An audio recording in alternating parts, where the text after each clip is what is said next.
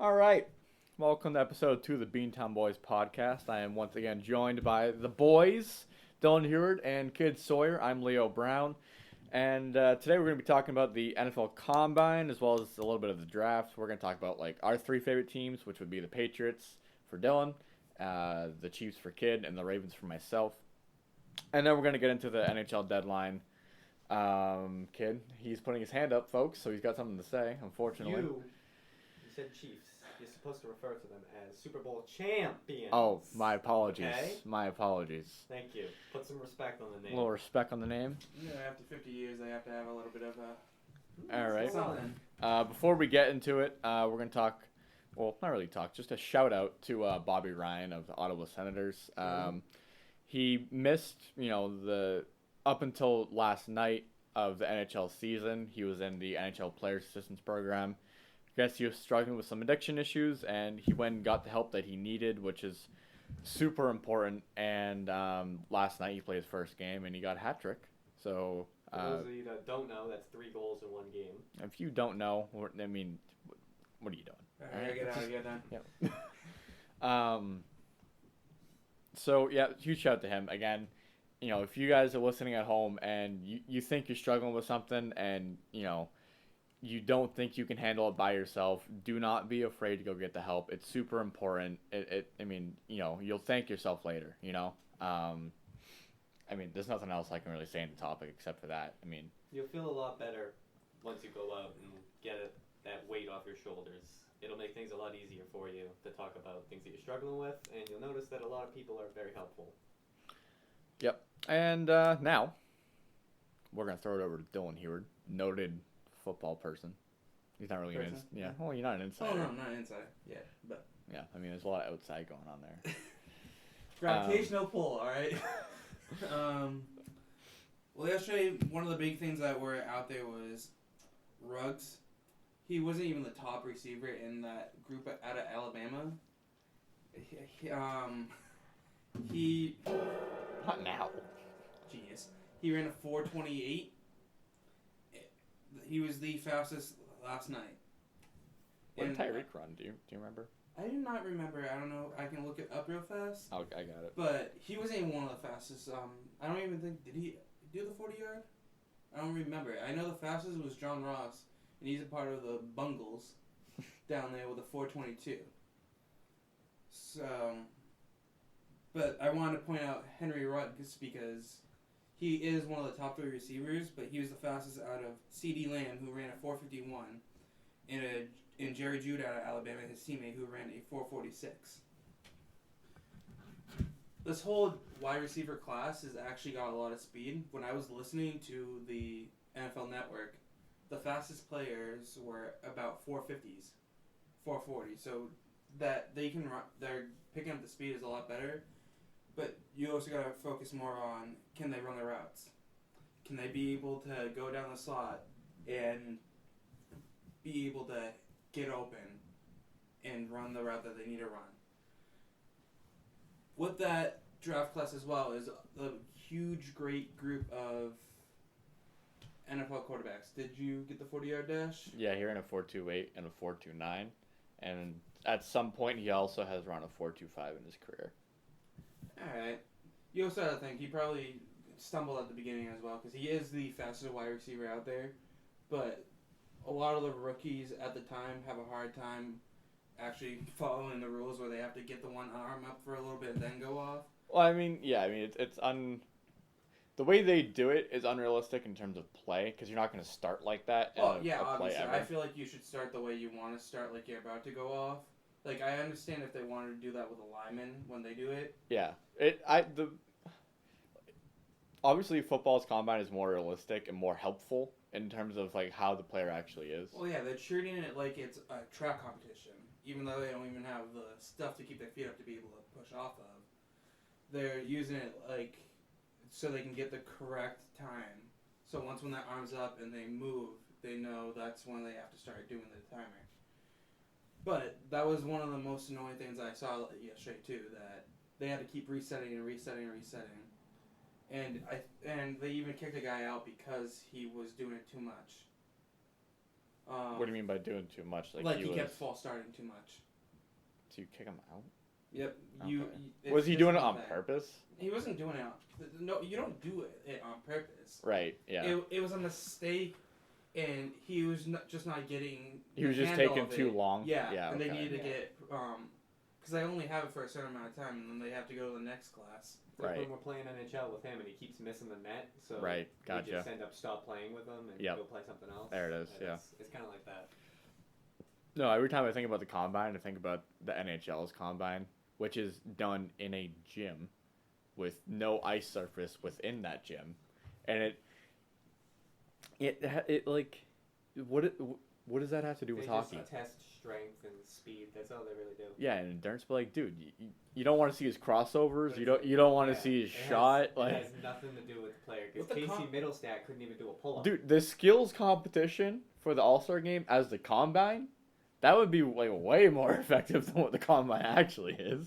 What I would like to see is in the Combine, if they would definitely not have it because they also have the Reese's Bowl and that stuff where they actually played against each other. But I'd like to see, like, after doing all the tests, you put the top guys against the top guys in that draft and see how they do locking them up to see if they can actually lock up the key players that are in the draft. I mean, in the league. You mean like a scrimmage? Yeah. Yeah, they'd never do that, though, because injuries. Risk of injury. Yeah. Exactly, but, like, treat it like maybe like a two-hand touch or that stuff. Because obviously you're not going to take them down the ground. But they did do that with the West and East colleges. Well, you think about it like this. If they're doing a scrimmage and let's say this player is projected to go like 7th and the team that's at 7th he really doesn't want to play for and he's really trying to bump up a couple slots. And then there's the guy that he's facing up against who is trying to drop because he doesn't want to go to the team that he's going to. So there's two different like compete levels that they're at. So the guy who's not really trying could get injured because he's like, no, I'm just going through the motions here. And then here's this beast of a human just like, no, I'm just going to run you over. Right. Yeah, true. But you also, there's people that just sit it out anyways. Like you had Burrow and Tua, which I would have loved to see Tua like throw a little bit because he's coming off of that surgery off that leg where he was mostly primed towards running a lot. So that he needs to go and show that he is a good quarterback that can throw in the pocket because most of the teams in the league are going to try to push him into not being a mobile quarterback as much anymore. I think it was recommended that he take the time off and completely heal, though. Yeah, obviously. In a couple of, I think in another couple of weeks, they're going to be doing the scouts can come out to the colleges and you can go and throw it there. And I think he is going to be practicing out with Alabama. But the other person I would like to see is Burrow because most statistically, there's if you don't really participate in the combine, they're just looking off at how you were in college. But yeah, I mean, he's got enough film, I would think. Yeah, but you got all those people that are going out there. Like, Jalen Hurts, he was doing amazing at the combine last night, trying to prove that he can be a late first rounder, early second rounder, compared to what people were saying, oh, he's going to be in the late third and fourth round, which he isn't. And then you had Herbert trying to show, like, hey, I'm out here. I'm actually participating into it. I want to be able to say I can compete against Burrow and Tua for a top quarterback spot. Basically try to improve their stock. Exactly, yes. Yeah, I mean, Burrow's got nothing to prove, though. So, you know what I mean? Like, I get why he's not going to participate. Like, he's either locked up at number 1 or the Bengals get scared and he goes as number 2. And what I think he set out for was because he's actually trying to drop away from the Bengals. Have the Bengals scout all these other quarterbacks and see how they're doing with all the tests that they have to run compared to everybody else. Because you also have Jacob Eason that was actually doing pretty good out of Washington. And yeah. And Jacob Fromm, sorry. He got a phone call, folks, so threw him off a little bit. Just keep going, don't worry about it. Who actually was showing himself pretty good. He had to go out there and prove his arm strength because he was a good quarterback. He just couldn't really bomb it down the field. And with the over-the-throw routes for the receivers, he actually was overthrowing some of the receivers for that, which was making himself look pretty good. Now my question for you boys. I'll ask Kid first. With what has gone through with college and scouting only the offense so far, obviously, what do you think your team, Kansas City, needs to pick up in the draft? I mean, it all depends on what they lose in free agency, and that's a big thing because they could have key free agents that are going out saying, I'm a Super Bowl champion, I can get paid. Yeah, they just franchise tagged one of their young players, too. I think the biggest thing to focus on would be defense. It's something they've had struggles with. It's been timely, but it's not a dominant defense. It's not even, like, one of the better defenses in the league. It just showed up when it needed to show up. And I think that's why they won. But I think that's something they should focus on, is getting linebackers, safeties, anything possible to just try to bump up that defense and make it a little bit scarier. Because they've proven they have the offense. And Patrick Mahomes has targets, but I guarantee you he doesn't really need all these high-level, dangerous targets. You could give him someone like Sammy Watkins, who's a decent player, and he can still perform. Yeah, I mean, they would have won those playoff games a hell of a lot easier had they not, got themselves in some holes. I mean, the one against the Texans was kind of fluky because the Texans had a lot of fluky touchdowns. But, I mean, like, the 49ers, like, they got themselves into a hole, and if they had a better defense, they probably could have gotten some stops. It could have also been play calling. I don't know. I don't know enough about football to say that, but... I mean, if you just looked at it, the Niners, once they got their run game established, they started running all over that defense. There was just nothing that seemed Andy Reid or his defensive coordinator could have called to stop that run game. It was totally up to the Honey Badger to kind of try to hype up the team and say, hey, wake up. We got to make these stops. Like, we're this close to winning. Do you really want to piss it all away? Yeah. So, besides motivation from a locker room leader like that, they really need someone that can actually go out there and perform and stop the run. Because I think they can stop the pass well enough. All right. So, for the Ravens, I mean, take everything I say with the biggest grain of salt you can find in your house. Because I got into football like 6 months ago. I don't know what the hell I'm talking about. But I have an opinion either way. So with that being said, everything that I've seen, it looks like they're going to take Zach Bond, an outside linebacker, in the first round. But, I mean, I don't know how accurate mock drafts are in the NFL. I know as far as the NHL goes, they tend to be pretty accurate unless Steve Eisenman's drafted in the top 5. But with that being said, you got guys that like Grant Delpit, Patrick Queen, and Kenneth Murray that could potentially drop in the draft, and maybe they look at those guys. They could also pick up a wide receiver and have more threats for Lamar to go to.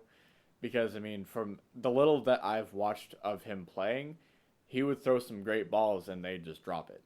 Or, if he had a better weapon to throw to, maybe he was off the mark a little bit, but a better receiver would have come down with that ball.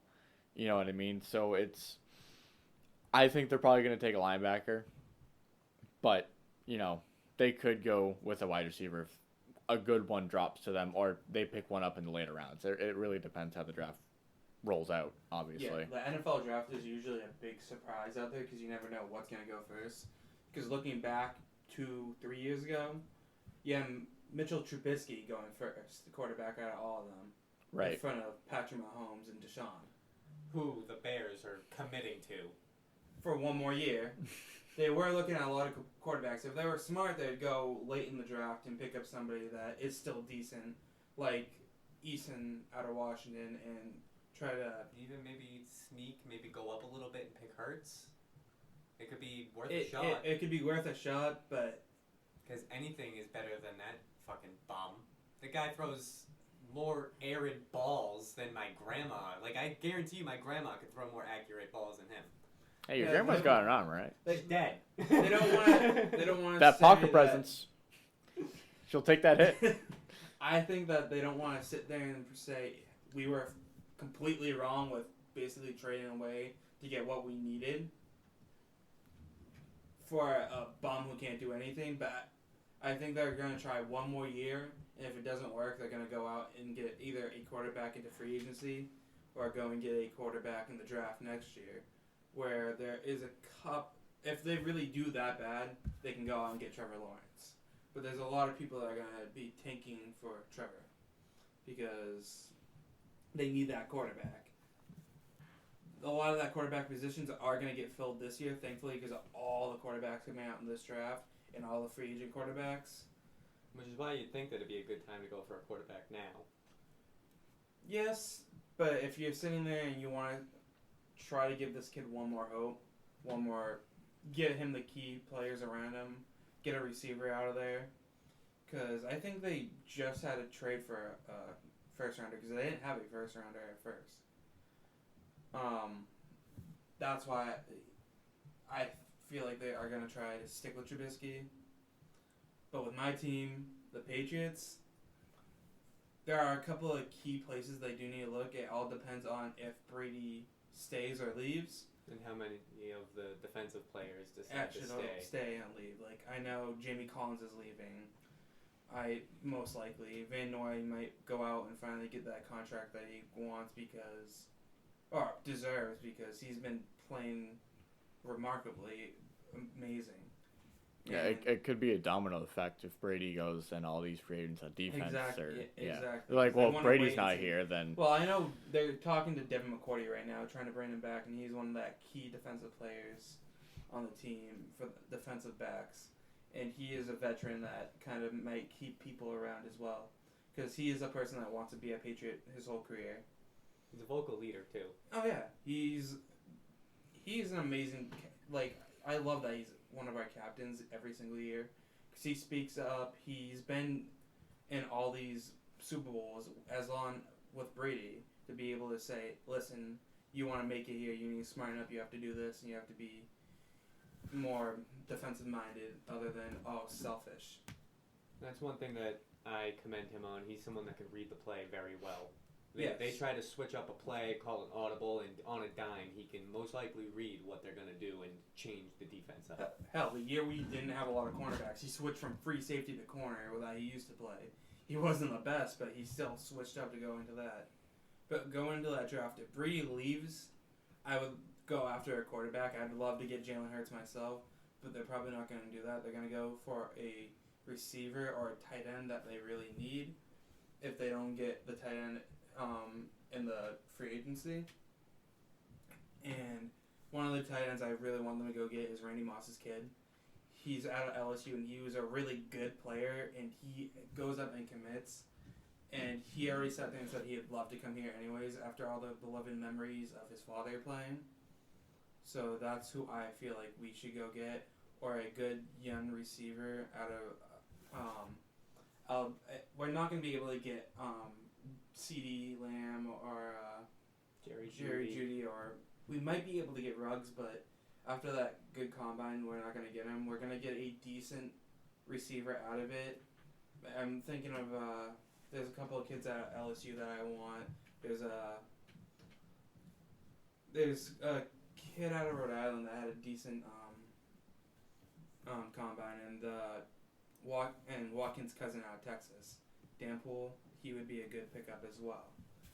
I mean, it's also really kind of like picking up another N'Keal Harry, someone with high hopes, but that needs to be there. But one of the problems with like N'Keal in that Brady didn't go and work out with the rookies. He wanted the veterans. He wanted the all-stars to come, and we didn't get that for him.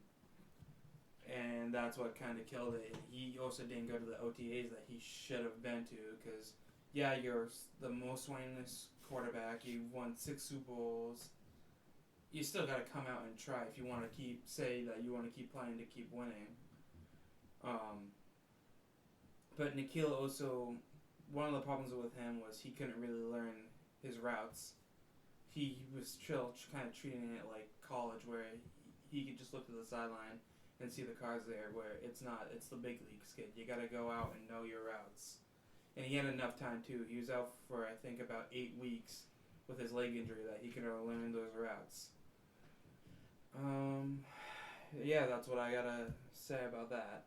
I mean, some people just have a harder time learning learning that type of stuff. They need to actually go out and do it, because you can look at something all you want. Some people just can't visualize or memorize things like that. So I think would have been more beneficial for him to come off that leg injury and maybe take another week or two off and really try to go and run those Maybe, routes. but at that point, we also had no receivers. We were down to a banged-up Edelman. We had Sanu in his veteran years. And then we had Dorsett, who was on the field, but you never saw his numbers. So we needed that receiver group out there. Now, before we get to the NHL deadline, it's pretty fitting that we ended the draft talks with one cheating team, the Patriots, and we move on to the next, the Astros. Now, a weekly segment we're going to do is just an Astros hit by pitch count. And just because it's pretty fun, I mean, I still think that the Astros, I've done a little bit of research, and I've listened to as many shows talk about it as I can, and from all the information that they provide, the punishment doesn't fit the crime, in my opinion. Anyways, but I don't really want to talk about too much. I think everybody knows what's happened by now. Punishment now that everybody's getting hit by a goddamn 100-mile pitch. So the current hit by pitch count is 7, but it is also it could actually be 8 if you count Marisnik, who now plays for the Mets, but I'm assuming played for the Astros at the time. There's a great Twitter account that I can't remember the @ right now. 2020 Astros World Shame Tour? Shame Tour. Yes, that's the name. I don't remember what the @ is, but you can look them up. So they have 90,000 followers or something by now, and they started to count within a few days they had that many followers. It was pretty funny. But I guess they're just gonna keep track of the hit by pitches for the public, and then if you guys haven't seen it, then we'll share that for you. Anyways, can we get into since we're in the baseball talk right now? Right now, the Red Sox are getting looked into the cheating scandal as well because we had Cora, but they are been getting pushed back more and more because they can't really find a lot of evidence. And I also want to switch over to the Red Sox season is still starting to open soon. But before you do that, yeah. Another thing I'd like to pay attention to is see how many batters purposely try to hit the ball towards the pitcher and maybe try to hit the pitcher. Right. So, the thing is, that's hard with to the do, pitcher, I think. With that, they just have to hope that the NL will be the same way because the pitchers have to bat, so they probably get hit there too. But sooner or later, people are gonna start getting ejected. And there's gonna be a shit ton of fights because they're gonna get sick of getting pummeled by balls. I think it's good for the sport, though. It's giving it's the but best publicity the MLB has had in years because let's face it, the demographic for the MLB is 55 and older. And that's the actual but that's if you look at the average age of their viewers, it is 55 and up. It's literally either that or kids that are playing baseball. Yeah, if you're not playing baseball or you haven't played baseball, you don't really pay attention to baseball because there's not a lot of baseball fans that haven't played the game. Let's just be real here. Other than pink hats that go on that are only fans for when the team's doing good. Right. Basically every Jays fan fans. ever. Nats fans out there. Yeah, with the Red Sox thing, I think they'll be fine because people have talked about them, but if you looked at the numbers of the Astros, when it was a home game versus an away game, the numbers are so drastic. It's so far in their favor that it's a joke. There's only one person who couldn't really even hit, and it was Sprinter. So he couldn't do anything out there to save his life at the plate. He's still gonna get nailed by pitches, sadly. If the Red Sox did cheat, it obviously isn't as drastic as because the Astros, they took it way too far. Well, what the Red Sox they're looking into is more of a nerdy statistically type of way that they're using more statistic type ways of cheating. And that's why they're looking into it, but they're like, there's nothing really to show it. That's why JD's like, go ahead, come in and look all you want, but you got nothing. If they're just using numbers to cheat, that's like if you have a batter in second base giving you the signal that the catcher gave to the batter. That's pretty much within the same level of cheating. Which if you got the second, I don't see why you shouldn't be allowed to do that. So now, the thing with this is Sign stealing isn't new in this league. It's been going on for years. Baseball's and years, not new. but It's been around for a well, while. I know that, but the way that the Astros took this is the only reason why it's so big right now is because the way the Astros took it. There were so many different ways to buzzers, to trash cans. I saw a video today. Everywhere you go, you just see people hitting trash cans now. Yeah, it's like with anything. Like, if you do something that you're not supposed to do once and you get away with it, you're for a lot of people. They didn't really get away. Well, it's with anything in life. Like, if you do something that you're not supposed to do and you get away with it, or, for example, like if you're a little kid, like you're 7 years old, and you're within reach of the cookie jar, and you're not supposed to take the cookies without asking, but you take one and you don't get caught, are you gonna do it again?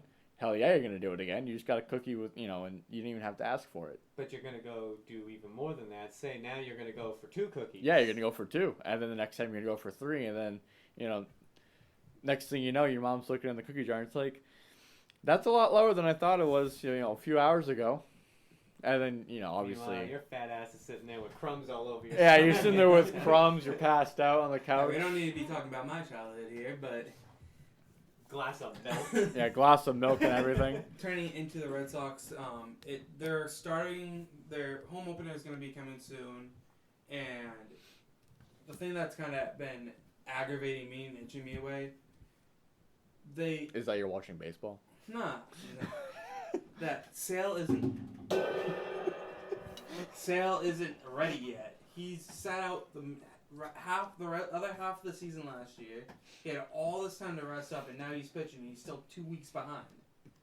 And we already have a low team after trading away Mookie Betts and Price. You're good players. Go ahead. Just to throw this out there. He's a pitcher like Pedro Martinez and Lincecum when he was pitching. They're smaller, lankier guys that throw heat. And their compete level is a lot higher, so they wear down a lot faster because throughout the season they give it their all. They don't manage themselves very well. They give it their all every single time that they pitch. Well, yeah, I know. And it wears down. So I think it's better for the Red Sox to try to save him until maybe like the last 2 preseason games. Well, he's not pitching right now. He's out on the field right now, pitching, practicing right now. Because that would be the best way to do it, is just so he doesn't have to use so much effort. Because he's gonna do it no matter what. It's just who he is. It's just I don't like how they should have known where his health is, and they should have went out and get more. Because our bullpen is already tragically low, and we didn't go get that pitcher from the trade because he was out of shape and unhealthy, and we just got a center fielder who is not healthy right now. So we're going in the beginning of the season with a bunch of players who aren't ready to be in the league right now. Well, it's like 2013. That was a fluke team led by David Ortiz. That whole thing was brought back because, not brought back, but what happened in Boston. Everybody wanted to go out and win a championship, and they actually turned around. They won because they had team chemistry. That whole thing was team chemistry. Right now... I'm not saying the Red Sox couldn't do that. I just think it's like... you remember when they won in, I think it was 2007, and then they just went on a fire sale? Mm-hmm.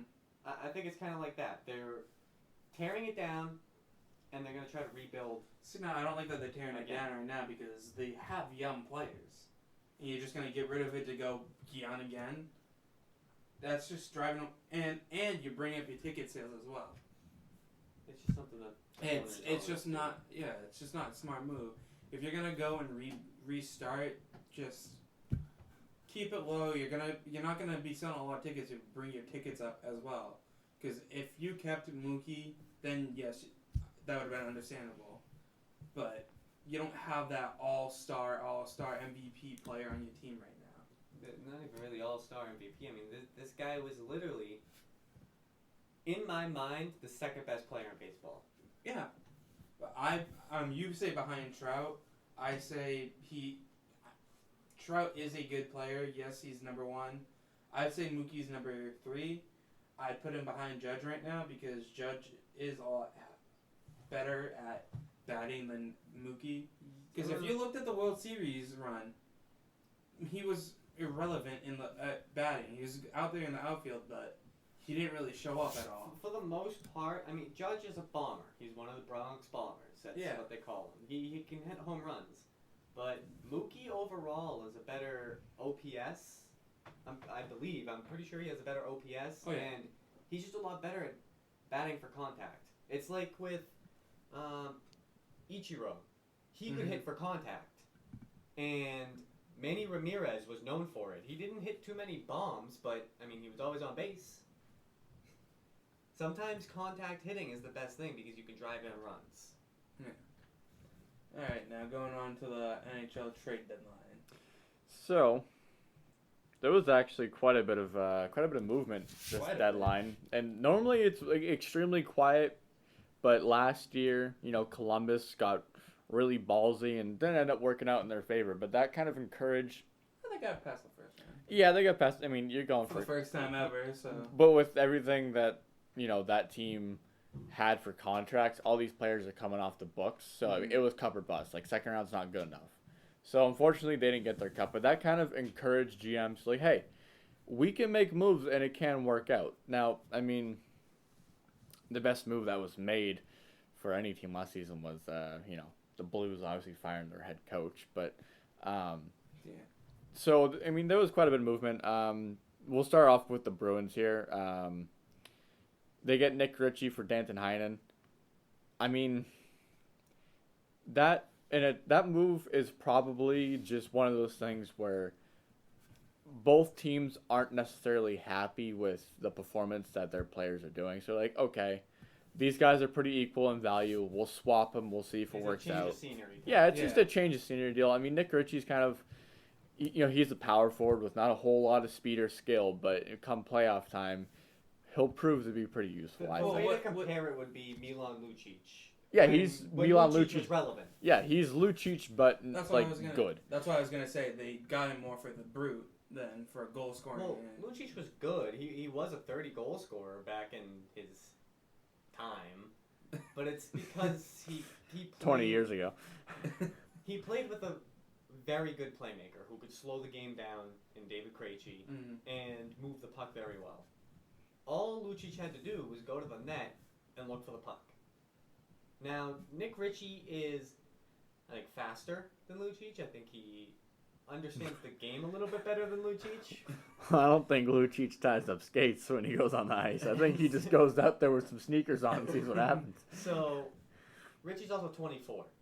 He's 24. He's under contract for another year, like Heinen is, but he's cheaper than Heinen. And he's 6'3", 220. He's gonna go to the front of the net. He's gonna throw his weight around. I think that was strictly a playoff acquisition. See, now I was gonna say, do you think he was just a rental, or do you think they're gonna try to keep him for a little bit? He would have been a free agent at the end of the year if he was a rental. He has term. I meant, do you think they're after the contract's up? You think they're gonna go for him, or are they just gonna? If he signs a cheap contract, I think they keep him. They like to rotate their third and fourth lines. I think with Joakim Nordstrom being a free agent, I think they let him walk, and maybe Ritchie takes that spot. The big one for me was getting Andre Kasha. It's a very high risk, high reward type of move because you clear the cap space of the David Backes contract. You have to retain 25%.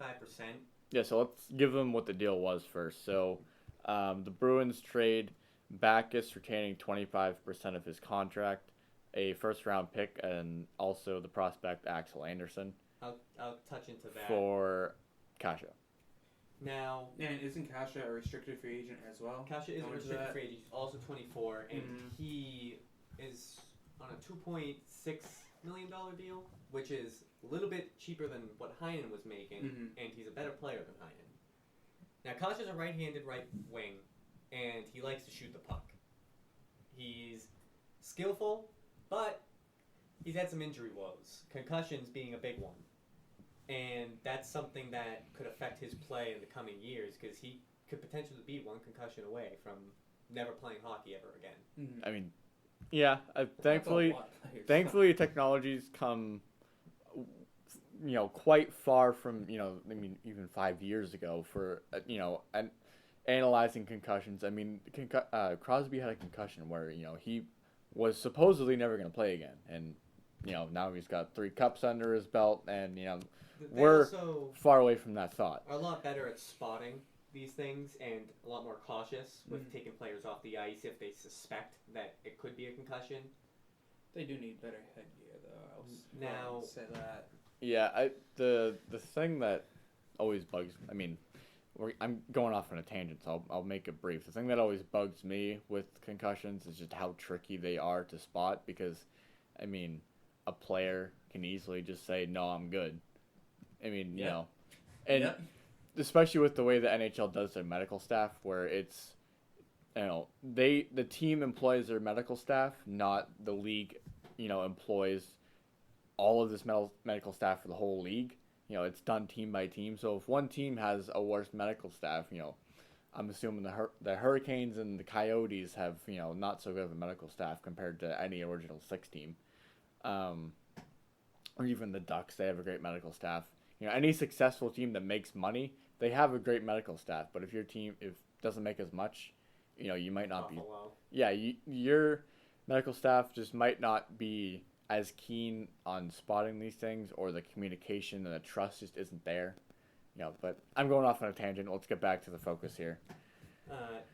Getting rid of that Backus contract is huge, and getting rid of Heinen, they opened up roughly 6-7 million for going into next year. They'll have 23 million in cap space, and they're going to use this money to re-sign Krug. Yeah, it's huge for and Krug. or go out to get a big name player that they need. That was the biggest thing for them, is trying to clear up enough cap space to re-sign Krug, because he's a vital part of this defense. He's undersized, and he can be a liability defensively, but he's someone that seems to never really give up on plays.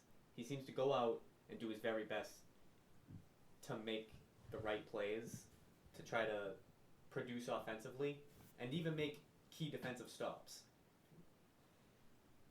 Axel Anderson was a decent prospect, to say.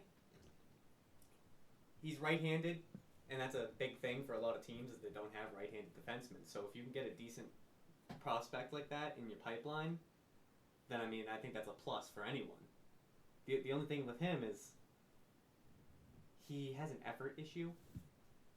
He just can't seem to figure out the two-way part of the game. Right. He can only focus on one part of his game at a time. He's either offensively gifted and playing well, or he's just strictly playing defense. He has a hard time balancing that. So I think that's one of the reasons why the Bruins gave up on him. Yeah, I mean, the Bruins are also in a very win-now mode, with their core and the age level their core is at. Because, it's only a matter of time until the injuries catch up with Bergeron. It's a shock that it hasn't done it yet. Marchand's still got quite a few years to go, but, some players just drop off early. It depends. Corey Perry.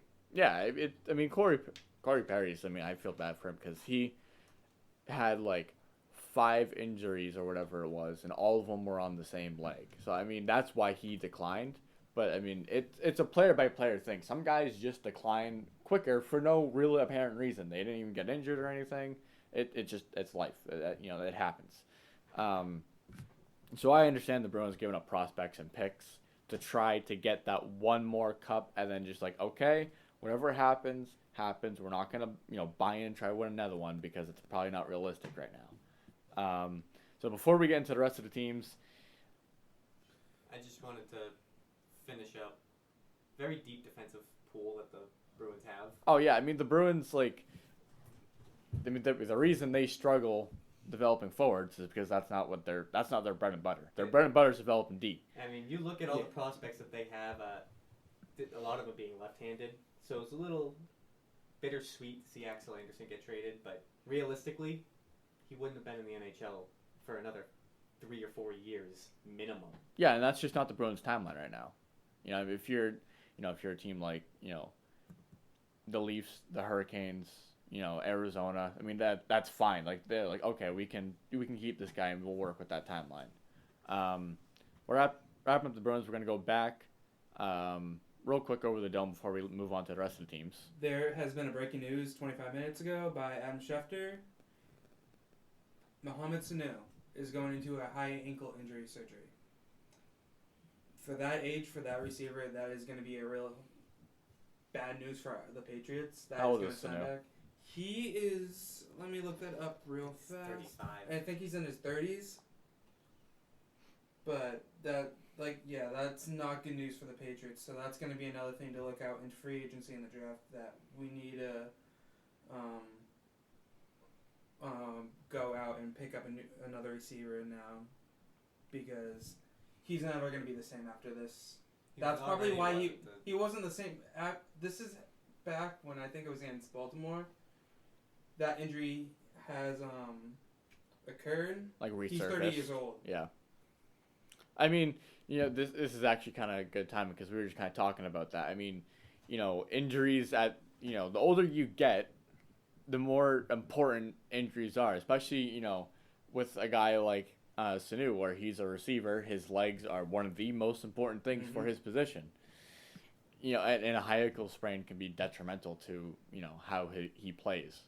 I mean, I'm sure, our listeners have probably already heard about that, but I mean, we're just going to talk about it because, we just found out. I mean, that's huge. That's a huge setback for the Patriots right there, because now that Edelman is also going to be recovering from his injuries that he came along with, we're going to be a very old, very injured team coming back into the league. Yeah, now is Sanu a free agent or is he signed with the team? He's with us for one more year and then he's a free agent. Yeah, okay. Which So at that point, he's just here for the championship as well. We went out to get him because we needed that veteran and that secondary man for Brady for the slot. But he's here for to try to get another championship. If he doesn't get it, I think he's probably going to retire. Yeah, I mean, thankfully he is still under contract though, because the Patriots have a really good medical team. Mm-hmm. So they're going to do their damnedest to get him as close to what he was years ago, as they can. But I mean, it's life. I mean, he probably won't be, but they're going to try. His prime was with the Bengals, and it's never going to be the same again. So that was that breaking news. Now we can go back to the hockey.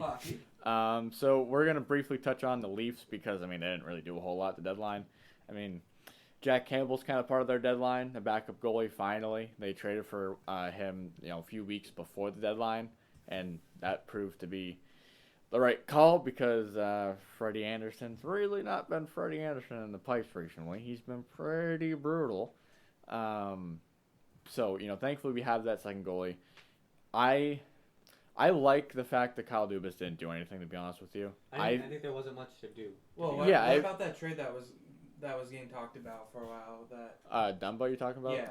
So what happened with that? Cause it's just smoke and mirrors. There was so much talk about it throughout the whole day, and it finally died within a half an hour of the trade deadline. Yeah, there was also talks between the Leafs and Vancouver with Troy Stetcher and Vancouver's first-round pick for next year, and that just fizzled out. It didn't work out. I think the reason it fizzled out is pretty much coming from both sides. I mean, Vancouver's been quite happy with the way their defense has been playing. Their team.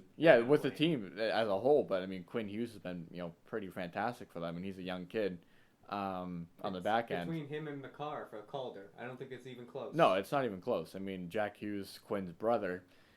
I mean, granted, he's on New Jersey, hasn't really done a whole lot. Which again, he's on New Jersey, doesn't really have a whole lot of help.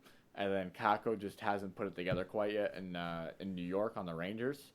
But I think Dubas made the right call with the Leafs. I think the way he looks at it is, look, I've made every single move you have asked me to. You want a right-handed D? You got it. It's Barry. You need a backup goalie? You got it. It's Campbell. You want a new coach? You got it. It's Keefe, the guy you wanted, the guy I wanted. Now it's time for you $11 million players, to figure out how to win. This is now on you. It's not on me because, I mean, Shanahan's fine with me. He's not going to fire me. I mean, if, I was listening to the Steve Dangle podcast and they were talking about this team and the way it's been built, and put together and everything like that. And They were thinking about, if they're Dubas and if they don't make it out of the first round this season, maybe they trade one of those core guys. Maybe they, because you're not. That you're not safe. Yeah, you can't trade Matthews. I mean, you can't. He's too good. But you think about a guy like Marner. Or Nylander. See, I wouldn't trade Nylander. I'm not saying you trade him. I wouldn't because the reason. I mean, he's got 29 goals on the season. I think he's around 60 points right now. And he's making under 7. You look at around the league what some of these guys are making for they're making 7 and what they produce. It's a joke. I mean, I can't remember who it is specifically, but there's a guy on the Islanders who makes 7. I want to say it's Andrew Ladd. Anders Lee, yeah. Their captain. Yeah, and he's a joke. I mean, he's not putting up points. Granted, the Islanders don't really put up points. They just win games. They don't really care. He's a 40 goal guy when John Tavares is there. And John Tavares leaves, and now Anders Lee is getting $7 or $8 million, and to performing, do nothing with it. Yeah, I mean, what? He's gonna be a 60-point guy, maybe 70. Yeah, I mean, obviously you can't move on from Tavares. He's your captain, and he's since his hand has gotten better. He had a hand injury, and that's why during the November, December months, he physically couldn't shoot as good as he normally can. But I look at a guy like Marner, and if they don't make it out of the first round, Marner doesn't put the puck in the net all that often. So if you're defending Marner, what do you think he's going to do? He's either going to put a shot that's not going to go in, most likely, Or make a pass. or he's going to pass. It's it's pretty easy. I love Marner. He's a hometown kid with the Leafs. But if you need to move on from somebody, it's him. I mean, his team, and by team I mean I should say his camp. Like his family, his agent, himself. The contract talks were too difficult. It took too long, and he's making too much for what he does. Like, he's going to consistently put up, 90 points around that range. But, if 70 of them are assists, Matthews can bang in 50 without Marner. I mean, you think he can't? He did it before. He did it with Nylander when Nylander and Matthews weren't even working great together. And Zach Hyman. And Zach Hyman himself. He's put together a great season after coming back from injury. 20-goal season at that, I think I just saw. He's going to hit 30. And then, you got Nylander who might hit 40. He's got some, he's going to have to put up a pretty good pace, but he can hit 40, potentially. Yeah, if they don't make it out of the first round, I wouldn't be surprised if they move Marner for a winger that obviously has lost cap, because that's pretty easy to find. He makes a lot of money. Or you move him, get a defenseman, and maybe make a pitch for Taylor Hall. That's... So you don't think Hall is going to want to stay where he is right now? I don't think he stays in Arizona. It's just not the right market. It's not a good fit. He just hasn't played well since he got there. It's kind of funny. It's the same with Kessel in Arizona. This isn't the way I've been looking at it. He hasn't really been the same since he's left Edmonton. He really wasn't. Well, he had a few good years in New Jersey. Granted, the team that he had around him in New Jersey wasn't good, but he wasn't really a goal scorer. He was Yeah, more he of that MVP. assist guy. Yeah, he won the Hart, and he willed them to a playoff spot. And then this season, New Jersey, all signs pointed to a good team, and then it just didn't happen. So they tore it down. They traded him to Arizona, and I would say Hall's been better than Kessel in Arizona. It's very rare that you see Kessel get a point there. It's shocking. It's Phil Kessel. You'd think he'd be fine. He can score on his own, but he just hasn't been able to put it together. I think it's a chemistry issue. Maybe he just hasn't found the right person yet. Because if you look at it, in Toronto, that was a young Phil Kessel once he got traded from Boston. And, he had a lot more skill, a lot more talent back then. He was younger, faster, and just overall a better player. He put in 30 almost every year. Now, they traded him to Pittsburgh, and he got to play with Crosby, Malkin. Yeah, him and Malkin were fantastic. He even played on a line with Nick Bonino and Carl Hagelin, and that was the best third line in hockey. Yeah. Now, he's going to Arizona, and what do they have? Clayton Keller? Who's a good kid, but He's he's a winger. He's a left shot, left wing. You have Derek Stepan, who is a number one center on that team. And he should be playing third. He'd be a 2 or 3 on a good team. Yeah, I mean, that's the big issue with them is they got to get a center. But yeah. So what was I talking about? Back to the Leafs. The lack of moves, I think, was the best thing they could have done. And they brought in a guy, Kyle Clifford. 2 Cups. Familiar with Jake Muzzin. A great character guy. Vocal guy, and he's a good playoff guy. So if you make the playoffs, he's going to be someone that could fight back against Boston and Tampa. He's going to play gritty. Yeah, and there's another thing. Everyone, fans, the media, was saying, they need grit. Dubas got them grit. I mean, what else do you want the guy to do? You want him to go out there and play? Because, I mean, he's only like 32. He'd probably be better than some of the guys on the back end right now. I think the biggest move that went under the radar for him, though, was basically saying, oh, we won the Barry trade. How about we just win it again by reacquiring a prospect that we traded to Colorado? A good defensive prospect, Callie Rosen. He's a good prospect. Yeah, and thankfully he actually made that deal because Muzzin went down. And he got him back for an AHL starting goalie. This guy is supposed to be a backup goalie. There's just no way he should even be in the NHL. Michael Hutchinson is a joke.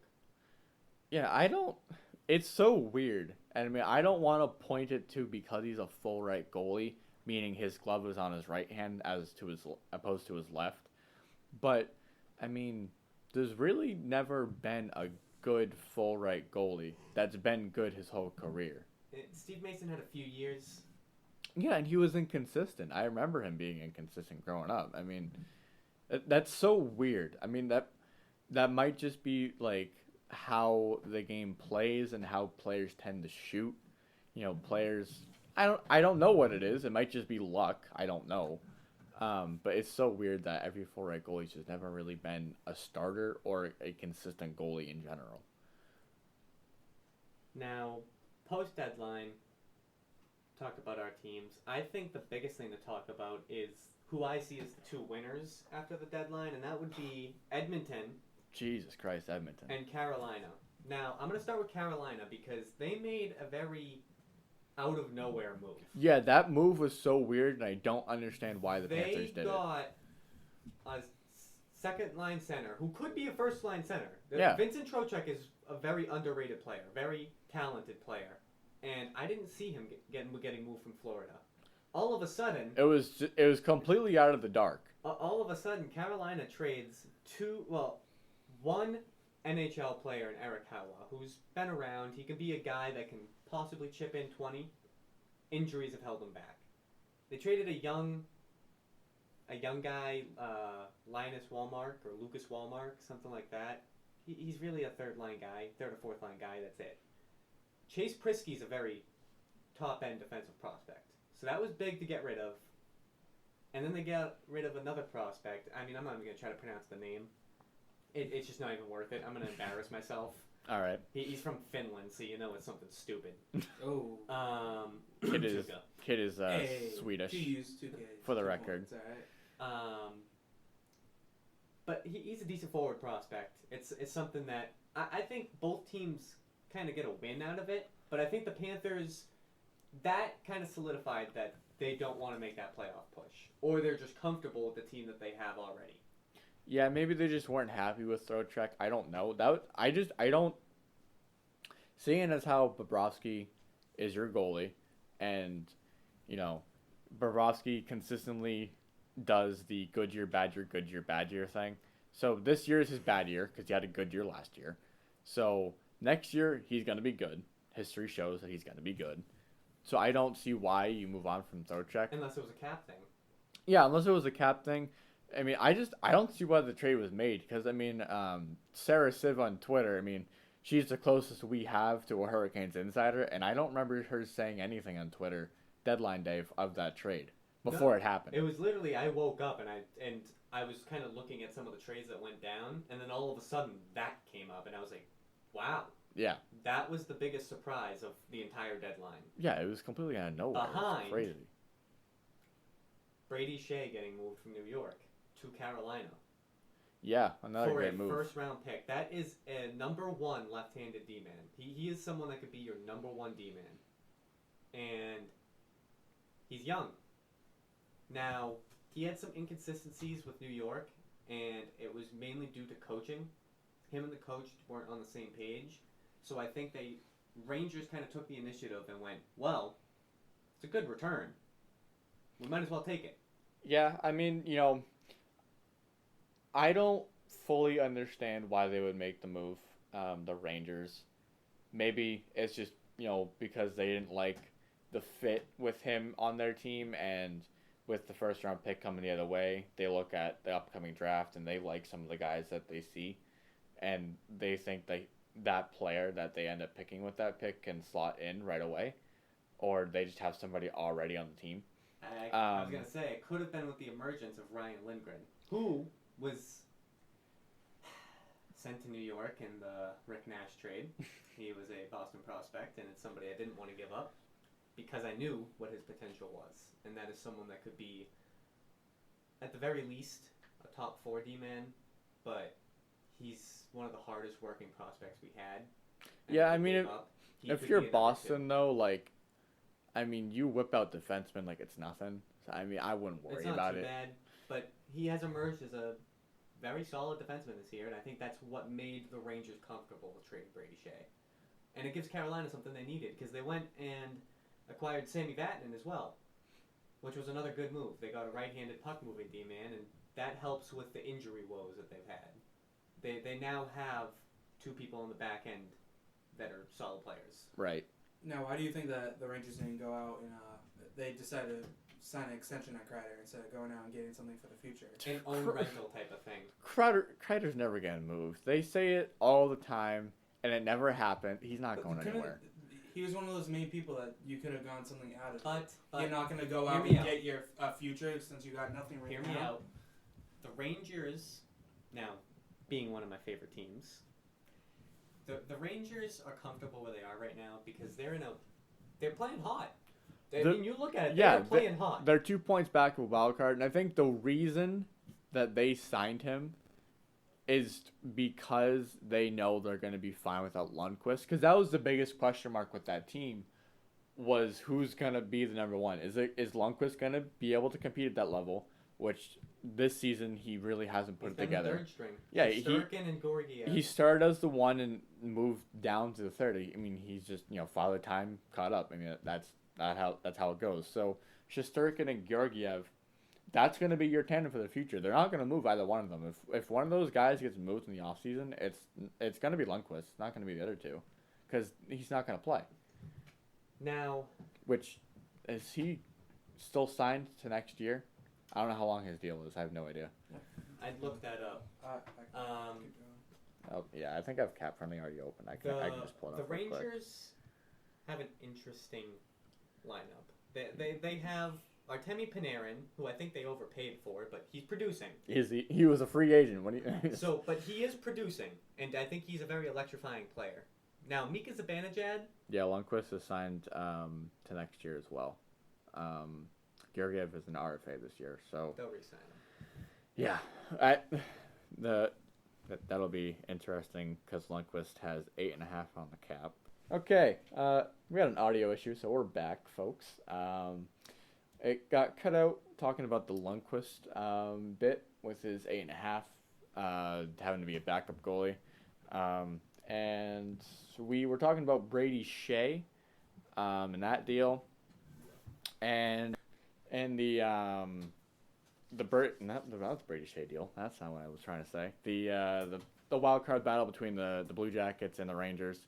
So I don't know why that we had that audio issue, but we're new to this. We're trying to figure it out. Bear with us, folks. We need better tech people, dude. We need this little Indian guy here, Raji. Where's Evan? We need him. All right.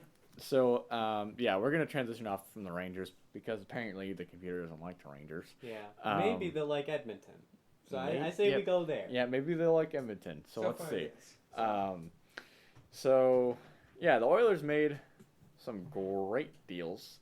Three Not overly huge moves, but No, three they didn't. key They didn't need to moves. make huge moves because they have huge guys. They have McDavid and Draisaitl. And they And- moved an essential amount of cap space. Yeah, what they really needed was a supporting cast for those guys. They just needed some wingers, and thankfully the wingers are the easiest thing to acquire in the league. And with Clefbaum going down with a 2 to 3 week injury, Yeah, and and- Mike Green was big. which isn't that long of an injury, but without how tight the Pacific is, I mean those 3 weeks could make or break your season with how that division's looking.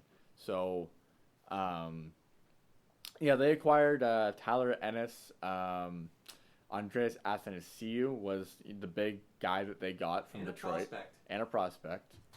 So I mean, honestly, I think the Oilers, roster-wise, are probably one of the, at least the second best team in the West. I mean, Colorado is obviously very good, but The Blues as well. the Blues are really good. But I mean, when you have McDavid and Draisaitl, anything can happen, right? So, I mean, you get those guys that can play with McDavid, and Draisaitl can do his own work on the second line. With Ryan Nugent-Hopkins. Yeah, with So he'll still have a decent player. yeah, with the new chops, and Kaylor Yamamoto has been Who called up, went and down he's with been an good. injury. Did he? Okay. He went down with a pretty significant one too. I think it's a couple weeks. Okay. Well, I mean, a couple of weeks. Now with the guys that they have, they'll be okay. And when he comes back, he can just slot right back in and get back to it. Yeah, they're one of the teams that I didn't think they were going to do a whole lot, just because I didn't think they had a whole lot of assets to move to get a return. But I mean, they made some great deals, and They I wouldn't. moved picks and Yeah. they moved roster guys like Yeah. Kyle Brodziak and Sam Gagne. Yeah, I mean, Sam Gagne's been on that team for a long, long time, and he was probably hoping that he could just write the coattails to a Stanley Cup, but unfortunately that didn't work out for him. But he got moved and the deal back to Detroit, right? So I mean, if he sticks with that team, I mean, he's got Steve Yzerman at the fucking He at the would realm have there. to stay there for another 3 or 4 years because I think Yzerman's really going to take his time with this. Yeah, he He's doesn't very rush into anything. analytical Yeah, with these things. he's one of the, I'd say he's the best GM in the league. And he's not afraid to go off the board to pick a guy that he believes will be the best pick. Yeah, I mean, I don't necessarily agree with that pick that he had last year, and I can't even remember the kid's name. Maurice Sider. Yeah, Moritz Seider, but I mean, Osman's smarter than me, so he's probably he probably knows a thing or two that I don't about this kid. You know what I mean? So, He's had a lot more time to analyze him as well. yeah, Get to know him. he's Swedish, right? Sider was German. German, really? Okay, that's a little off the wall there, but hey, hopefully he does well for them, and hopefully he does well after the Leafs win a cup. So another 30, 40 years. Yeah, at least Yeah. 34, maybe 35. We'll see. So, moving off of the trade deadline, we're just kind of gonna go on from the weeks that have followed that, and just kind of the general things that have happened. We're gonna quickly mention Jay Bouwmeester. So he likely is done for his career. I mean, basically, having the. I don't think he had to be revived, thankfully, because Anaheim, their medical staff moved on it pretty quick when it happened. But most likely he's not going to risk playing, especially seeing he has his cup now. But thankfully, he's going to be able to live a normal life. Yeah, they had to implant defibrillators inside of him. He Yeah, I never mean, said that he wasn't going back. he said said it's he up feels to the fine. future. He said he feels fine, but he's not coming back for this season. The he'll be future is up to- evaluated, and I guarantee you the evaluation from the St. Louis medical staff and Will say from no. the team will say, just Yeah, the I rest mean, of your life. yeah, I This mean, could he's. you could potentially die next time. Yeah, I mean, he's got a family. You know what I mean? Like, he'll be fine probably because my And nana he's had made a. enough money. Yeah, my nana had a defibrillator put in her. Then she went to Jerusalem. Like within a month, she went from doing that to going on vacation to Jerusalem. So I mean, he'll be able to live just fine. Like, he can travel and do anything he wants. You know what I mean? So So I think he has his cup. He has his money. I think the best thing that they could do for him. Now I don't know if his contract ends at the end of this year. I think they just put him on LTIR, let him pay out the rest of the money, Yeah. and just take it from there. yeah, I mean, he might be one of those guys that since his career ended earlier than he would have liked it to, he can, if he wants to keep working in hockey, he could get a head start on coaching, scouting, whatever it is. Even just getting a front office job. Front office job.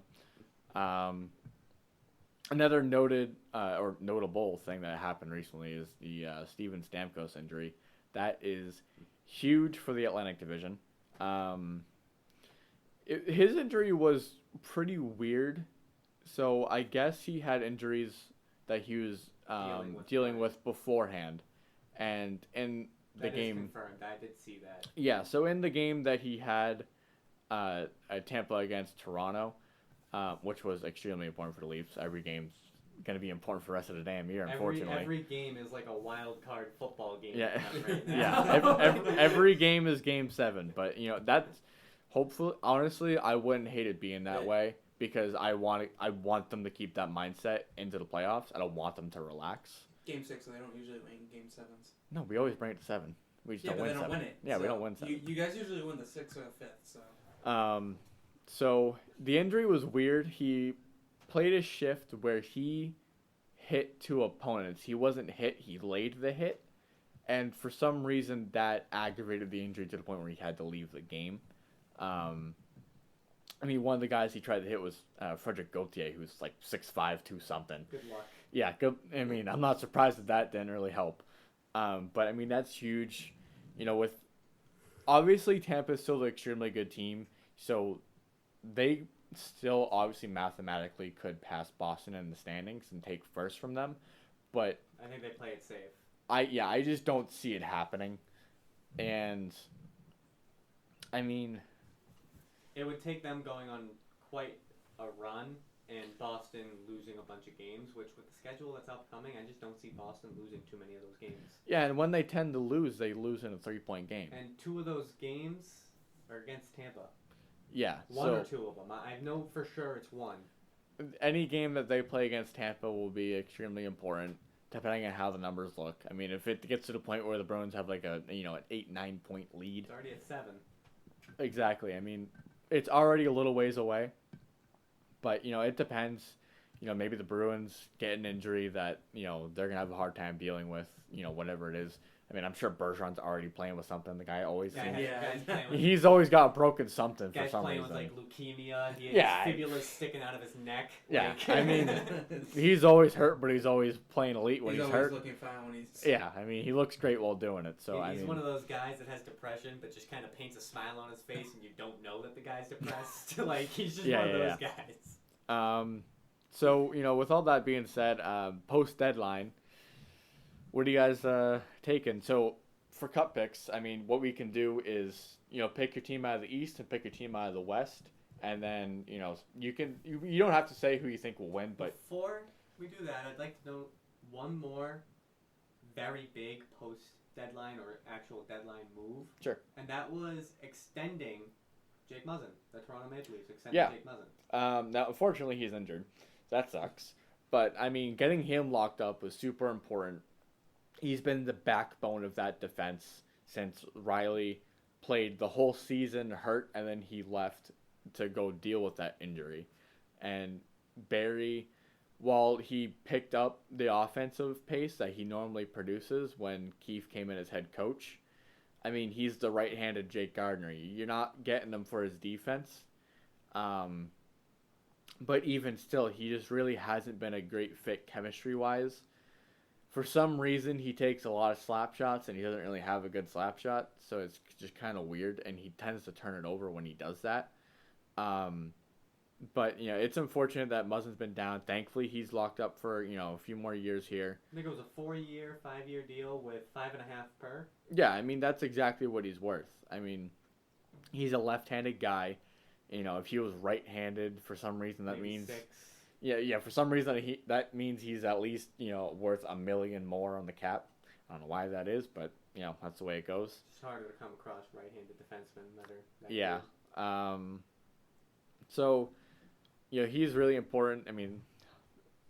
We got the win against the Panthers, which was really important. So maybe the kids on the back end, Sandine, Liljegren, Dermott. Hopefully those guys can pick up the slack, but we'll see. we'll see what happens. So now we're gonna get to the topic I wanted to talk about. Maybe, unless you're done. The cup picks. Let's start with Dylan.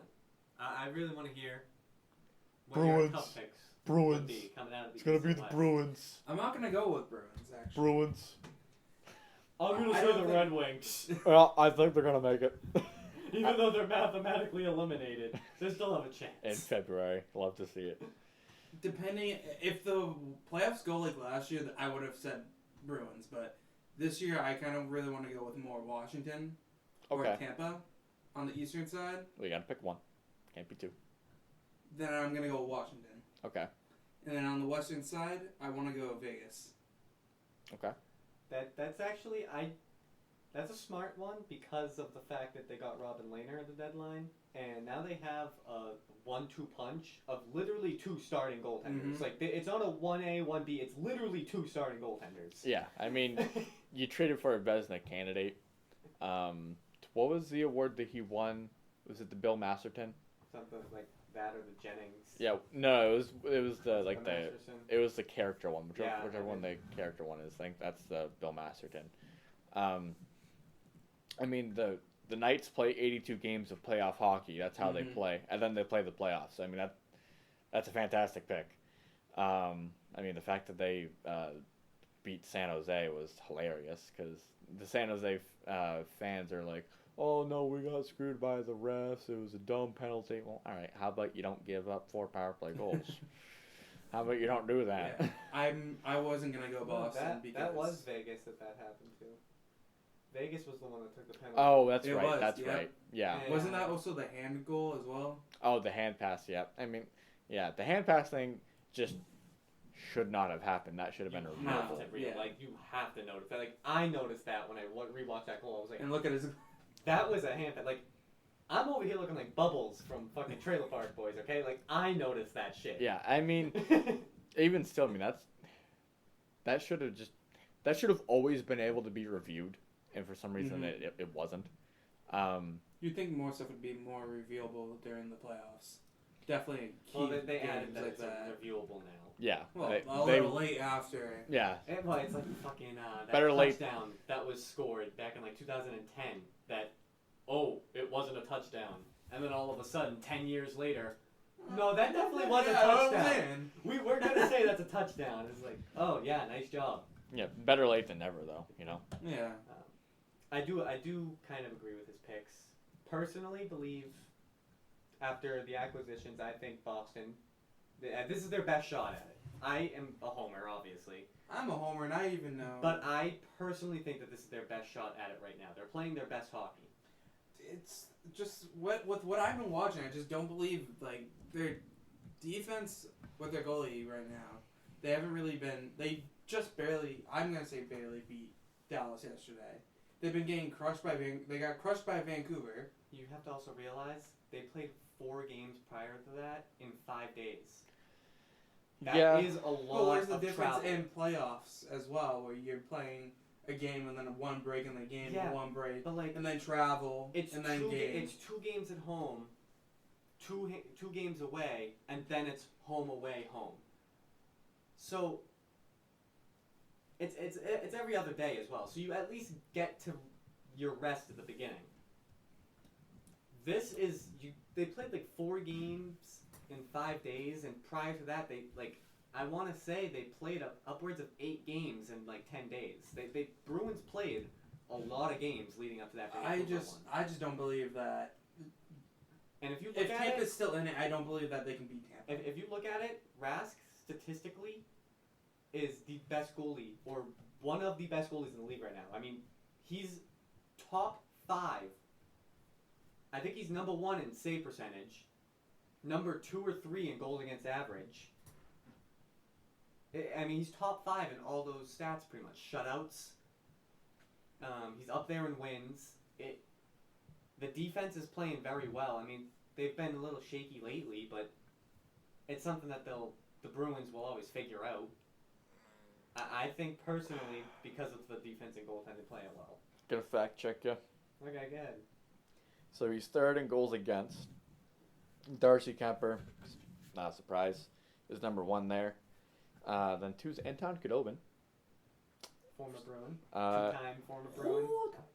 And I mean, first the save percentage is Anton Khudobin, but he's the backup, so I mean, I'm not really gonna consider that number 1. So, first among starters is Darcy Kemper, and Rask is number 5. But I mean, Like I said, he's at least top 5 in most. it's of a the 9.26 compared to a 9.29. I mean, they're extremely close. He's playing very well. He's not getting enough recognition for that either. Rask never gets recognition. And I'm one of the biggest Rask haters. I'll talk so much shit I know, about and him. I'm usually the one that's So- favoring him on him. For me to go out and say that, I mean, he really has proven me wrong. He's been playing He very keeps well. proving you wrong, and then for the last 2 years beforehand, you're like, nope, even though the numbers show that you're wrong. The numbers show him wrong, but where's he gotten them? Finals. Well, a goalie can't do everything. And they do. He couldn't hold the team as long as he could for those 7 Yeah, but- It games. was a whole team effort. I The understand that. I'm defense just saying was, where was it? that he does tend to let in some goals that just shouldn't go in. And Yes, but he usually stands on his I'm- head. going out there and saying that he's playing the best that he has since that playoff run. Yeah. I mean, he's playing extremely well. I think it'll carry in. They've been managing his workload very well by letting Halak, which we're so lucky to have. Yeah, I mean, you're one They've of been letting the him play games. luckier teams in that regard, for sure. Now, that's your East pick. We got the West. I'm one for hot takes. Usually they're kind of retarded. I like to go off the board. But Calgary. no. God no. I'm gonna go out. Say Vancouver. 2011 rematch. I think Vancouver has a legitimate shot. They're playing very well, and Markstrom, once he gets healthy, he's been playing his best hockey. He's been fantastic. So, I'm not saying this just to say, 2011 rematch. Like, it was purely coincidental that I said that. No, I'm just saying 2011 rematch. I just think that Vancouver's playing very good hockey, and I think they could go. Yeah, I mean, if that ends up happening, I mean, it's not going to be the bloodbath that it was, because I mean, the entire Vancouver roster wasn't even on the team, for the most part, I would assume. You look I at don't that think so, Vancouver at all. roster, you're going to see a lot of retired players. And you're going to see a lot of players that were known as goons or bums. Alex Burrows was on that team. Well, Alex Burrows, yeah, he was. And he was a scumbag. Yeah, But he could play hockey. he was the Zach Hyman of that Sedin line.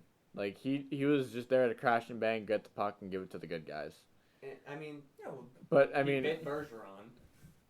yeah, I mean, What's the difference from that and Marchand licking people? There's a difference between biting and licking. still Well, gross one either way. step there, you're close. He's You- seeing if he's good enough to bite. You like it when your girlfriend licks your cock. You don't like it when she bites it. We'll put it that way. All right. Well, now that we got your picks, I mean, I've been saying it the whole year. Tampa's gonna probably win the cup, just because they didn't go, balls to the wall the entire year and get 60 wins and then be burnt out by the time playoffs come. So I'm gonna take Tampa out of the East. I mean, I understand. I fully understand taking Boston out of the East just because, from here, from next year forward, it's pretty unknown how good they're gonna be, because It all depends on what they get in free agency, really, Mhm. and who they resign. well, I mean, And who leaves at that point by age too, because we got a lot of older players. yeah, it really just depends how Father Time interacts with all these guys. And then out of the West, I mean, my gut just says Oilers, so I'm just gonna take them. I mean, they made the moves that they needed to make. The team on paper going into the season was an absolute joke, other than the top two guys, and all those depths, all the wingers, they proved every single person wrong. I mean, unfortunately, for some reason, I just remembered Puljujärvi.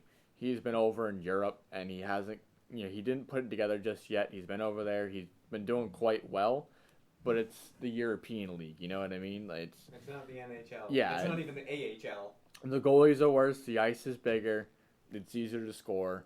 So if he ends up coming back, we'll see how he does. But I mean, they got the wingers they needed to put up points. I mean, the first game that they played together, they played well. They put up points. They scored some goals. You know, I and mean, Athanasiou immediately came in and contributed, and then Athanasiou got injured.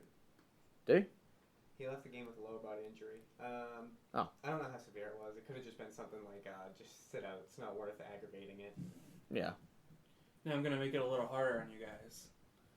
How many games do you think it would be, and who's the winner? Going with you first, Leo. So essentially, Tampa and Edmonton. How many games do you think that goes? And who wins? I'd take Tampa in 6. I mean, you can't really bet against Connor McDavid. You can't. It's hard to. And that's why it's 6. I mean, you know, because you could easily say 4 or 5 and be confident in Tampa, but you just can't write Connor McDavid off. No, yeah, I mean, he's one of those guys that, you know, in one shift alone, he wills the team to win. I mean, he's that dynamic, he's that quick, and I mean, dynamic's not even really a good word, because every single team he's ever played against so far, he always gets them with the same damn move. It's just skating full speed ahead, and then just beating the D-men, and then just doing a little move and scoring on a breakaway. Like, his game on the rush is so simple, but since he's just so fast, it's unstoppable. I saw him play live, and I can say I saw him glide faster than most people skated. Like, he glided faster than most people were actually able to skate. Yeah, the way he skates is like every single skater who's fast, they skate with less effort than a slow player. And it's one of those things where it's not necessarily leg strength, it's technique. Because, you know, a former Leaf that I think he's now on the Stars, Connor Carrick. New Jersey. No, I think he was in New Jersey, then went to Stars. I think it was the other way around. We'll see. Either way, this guy has tree trunks for legs, but he's not a quick dude. He's strong as an ox, and he can push people out of the slot, but he's not fast. You know, he doesn't have the leg technique. It's all technique in the skating. Whereas McDavid has some of the strongest legs you'll see, but he's just able to do stuff with his edges that nobody else can. Exactly, yeah. I mean, Crosby's, he's not the fastest guy, but in terms of technique and agility and beating guys that way, he's phenomenal. And you were right. It was the other way around. He played a whopping 14 games for Dallas Stars. There you go. And then, he's only played, I wonder if he's been dealing with injuries. He's only played 20 with New Jersey. Kind of the minors. I'm pretty sure. He's played 3 games with them in Binghamton, so... But I think he's been a healthy scratch most of the year, to be honest. I don't know how. That defense has nothing. Now Vancouver and Boston. In how many games? Honestly, I could see it going 7. And I think it's a coin flip on who wins, but because I'm biased, I'm going to say Boston. What a shock, ladies and gentlemen. Yeah, surprise, surprise. Yeah, at least I'm willing to admit it. With me, I feel like with my matchup, it's going to go 6 games. And I want to give it to Vegas. They can switch it to whoever has the hot hand in net, and they're the younger team. So when Washington beat Vegas, this is Vegas' revenge tour, yeah. So That's what I say with that. We're going to write these down and see who's right. Watch, none of us will be Well, right. I know, nobody makes in that. It'll be like fucking Minnesota and the New York Rangers in the Stanley Cup. Yeah, there you go. I mean, all you got to do is just get in. I mean, you never know what'll happen. Yeah. I will say, if the Rangers make it to the Stanley Cup... Aren't they right behind the Canes, though, too, for playoff spot? For that wild card? They with the same points, 74 points. All they have to do is just beat out Columbus. If the Rangers get in and they win the Stanley Cup, I'm going to be a happy dude. You've been waiting for this for years. I've wanted Henrik Lundqvist to get a Stanley Cup. You wanted them to win it back when they were in the playoffs. For so long. A couple of years ago, it was wanted middle him school for you. It was 2014. Yes. I know I wanted the Kings to win, and that's what happened. So Douchebag. Hey. Got the ring. I think Henrik Lundqvist has been the best goalie of his generation. For so long, he's played at such a high level, and it's really just now that he's starting to fade off. Yeah. Well, with that being said, you could go on about Lundqvist for days. I have a love for him that no one will understand. So we're gonna wrap this up. Sorry for the audio issues. I don't know if you'll be able to hear the cut or not. I'll listen through and see. But yeah, I don't know why that happened. We're new at We're this. just gonna blame Dylan like we usually. Yeah, do. we're just gonna blame Dylan. It was his fault. Where's that? I saw you do it, but Where's I that? saw you.